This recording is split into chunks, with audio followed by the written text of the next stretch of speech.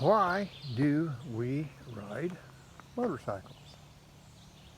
We ride motorcycles because it gives us a chance to get away. It gives us a chance to do our own thing in our own good time. It gives us a chance to get out there and see what the world's really like with nobody in it but just yourself. It gives you a chance to be a little antisocial if that's what you want to do. It gives you a chance to just be yourself. If you ride by yourself, and you know, it doesn't matter what kind of bike you ride, whether you ride a dirt bike, a dual sport, an adventure bike, or even a road cruiser. All bike rides have got one thing in common. It lets the rider be his own person. It lets the rider decide what he's going to do. It lets the rider decide where he's going to go. It lets the rider decide everything there is to do. So why do we ride motorcycles? It's because it's a release. It's a way of getting away from the world and its troubles and its woes and everything that might bother you. It's a stress reliever. It's good therapy. Not everybody is a bike rider. I understand that. But everybody's got their own way of dealing with things. Some people go fishing. Some people use the boat. Some people, whatever, okay? They might eat marshmallows and hot dogs. I don't know. But for a motorcycle rider, our perspective is it's simple. We do this because we love it. We do this because this is our way of expressing what we want to do. This is our way of getting away from everything, and it's fun. But anyway, I guess that's kind of enough of that. Well, I just want to kind of show you something. This is the T7. Okay, now I think last video I showed you I had the crash bars, the Tusk, which like I say I'm really, really happy with. And I got the pannier racks, and then I added the pannier bags, okay? And that's the one bag I've always had on there for a long time. But it's, and I also put on a Mad Dog seat cover, which helps. And I even put me on a set of highway pegs, okay? Now, here's the thing. This is a do-it-all, do-everything bike, okay? It'll do it all. If that's what you want to do, it'll do it all. Now, you got to know the purpose that you want your bike to do before you buy a bike, okay? I was looking for a bike that I could do anything and everything on.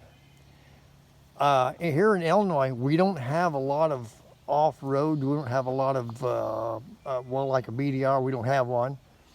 So most of ours is gravel roads, unpaved roads, and every once in a while you might get into a mud road and blacktops. That's our extent of riding because we have nothing here in Illinois.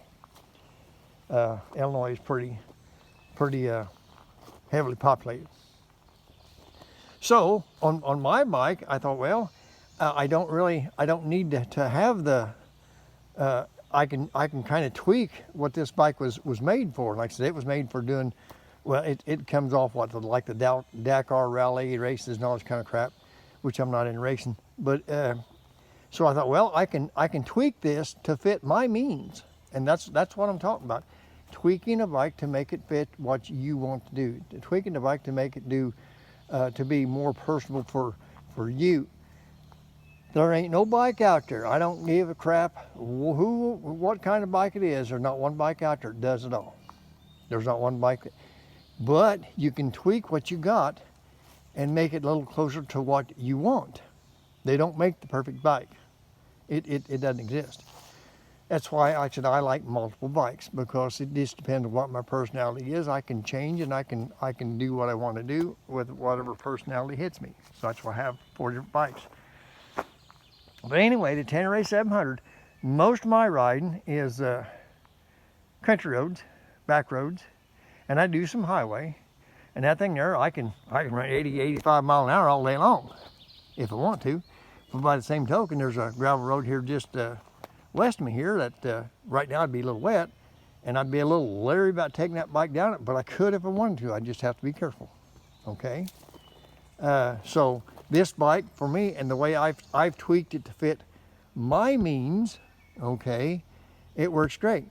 And like I said, that's why I wanted the pannier. Oh, that's something else. You know, a stock bike, if you lay it down, if you drop it, and you try to pick it up, it is a pain in the ass. Plain and simple. And here's another reason why a person ought to think about crash guards and pannier racks. This is just my thought and just my opinion only. If I got to pick that thing up, I'm going to have to try to do the seat method, or I'm going to have to do the handlebar method. Well, if you do the handlebar method, it gives you one point of contact, okay? If you do the seat method, you got to turn around there, and 9 times out of 10, you might slip off that seat and drop the damn thing again. So I've done it. So anyway, by adding the pannier racks, it gives me a handhold. See that? I can grab that.